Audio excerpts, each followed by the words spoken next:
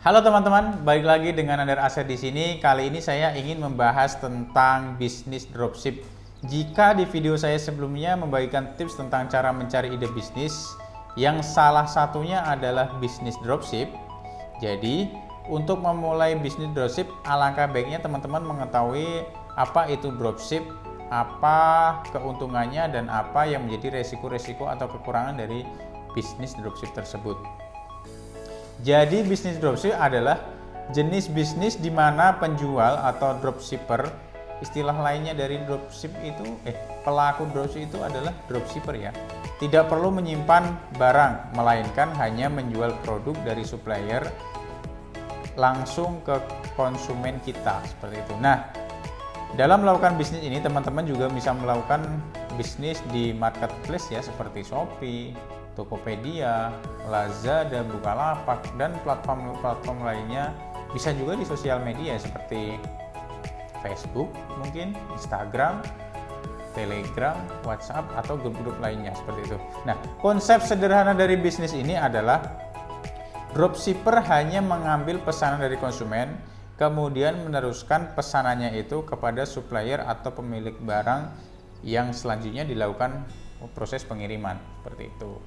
Menurut para ahli, bisnis dropship ini adalah model bisnis yang sangat efektif dan efisien karena tidak perlu memerlukan modal yang cukup besar, terus sangat fleksibel. Jadi bisnis ini bisa dilakukan di mana aja. Yang penting kita punya gadget untuk melakukan komunikasi dengan konsumen, dengan supplier seperti itu. Nah, di sini ada beberapa keuntungan dalam menjalankan bisnis dropship ini. Di antaranya, yang pertama ini adalah modal bisnisnya yang lebih rendah. Jadi, dropshipper tidak perlu sampai menstok barang atau tidak perlu juga harus membeli produk itu. Dan kita juga tidak perlu seperti mensewa sebuah ruko, kita tidak perlu ada beban listrik, beban air, atau beban gaji dan operasional lainnya seperti mungkin proses kirim-kirim itu. Nah, itu semua dipangkas dan kerjaan-kerjaan itu dilakukan oleh supplier pemilik barang. Kita hanya memposting produk dari supplier yang kita upload atau kita pasarkan melalui marketplace atau sosial media. Kemudian setelah ada orderan kita tinggal komunikasikan dengan supplier seperti itu. Yang kedua keuntungannya adalah bisnis ini mudah dijalankan seperti yang saya sampaikan tadi. Jadi ini sangat mudah ya, karena teman-teman ini bisa menjalankan bisnis di mana aja. Mungkin teman-teman sedang kuliah, pas lagi jam istirahat bisa memegang HP dan kita bisa menjalankan bisnis itu. Kunci utamanya adalah kita memiliki akses internet, karena untuk komunikasi dengan konsumen, untuk bisa mengakses marketplace, kita harus mempunyai akses internet dan kita bisa dimanapun aja kita menjalankan bisnis dropship ini. Yang ketiga keuntungannya adalah fleksibilitas. Fleksibilitas di sini maksudnya adalah bahwa kita sebagai dropshipper ini kita bisa seakan-akan memiliki banyak produk, karena di sini bebas ya, kita bisa mengambil produk dari beberapa supplier, misalkan dari A, B, C, D, F, G, kemudian kita ambil produk-produk yang menurut kita cukup bagus, kemudian kita minta deskripsinya atau kita minta katalog atau kita minta gambar-gambarnya yang selanjutnya kita bisa upload ke marketplace atau kita bisa pasarkan ke sosial media. Dan selebihnya kita juga banyak peluangnya. Jadi kita bisa mengambil, bahkan seluruh dunia kita bisa mengupload produk itu, yang penting kita bisa memasarkannya seperti itu. Yang keempat, efisien di waktu. Karena bisnis dropship ini kita tidak perlu harus buang-buang waktu untuk mempacking, kemudian kita mengantarkan barang ke ekspedisi seperti itu. Jadi bisnis dropship ini sangat efisien untuk mungkin teman-teman yang pengen cari sampingan, masih kuliah atau sekolah atau sambil kerja tapi masih pengen cari sampingan, mungkin bisnis dropship ini bisa menjadi solusi ya, karena tanpa kita melakukan peran kita bisa mendapatkan cuan seperti itu. Nah, yang keuntungan yang kelima ini potensi keuntungan yang sangat tinggi. Jadi untuk harganya kita bisa sesuai hati kita aja. Misalkan kita memarkup 10%, 20%, 30%. Ya tinggal pinter-pinternya kita aja mengoptimasi produk kita yang kita jual.